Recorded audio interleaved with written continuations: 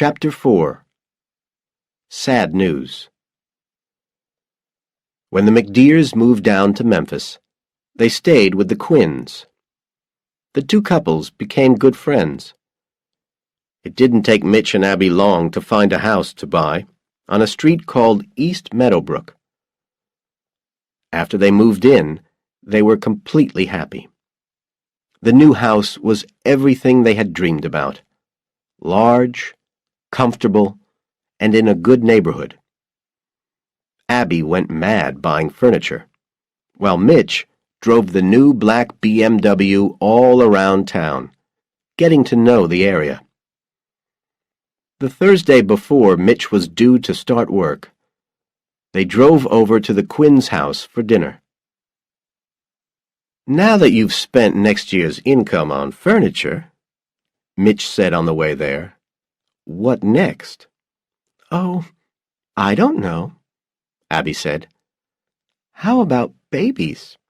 "Hey, slow down. Let me get settled first." Abby laughed and sat back in her seat. Mitch admired her legs. "When did I last tell you you were beautiful?" he asked. "About 2 hours ago." 2 whole hours? How thoughtless of me. Right. Don't let it happen again. They parked behind the Quinns' 2 Mercedes. Kay met them at the front door. Her eyes were red from crying.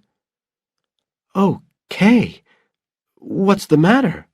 Abby asked. There's been a tragedy," she said.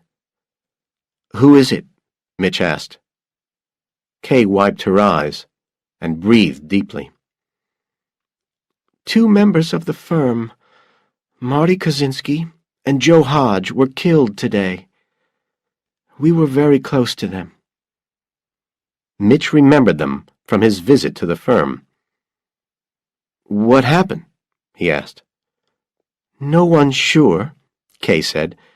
"They were on Grand Cayman, diving. There was some kind of explosion on the boat, and we think they drowned.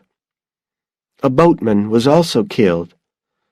There was a meeting in the firm a few hours ago, and they were all told about it.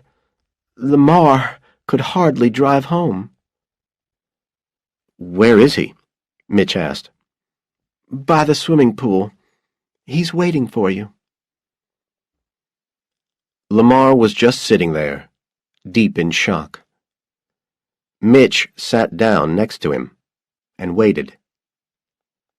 Lamar shook his head and tried to speak, but no words came. His eyes were red, and he looked hurt.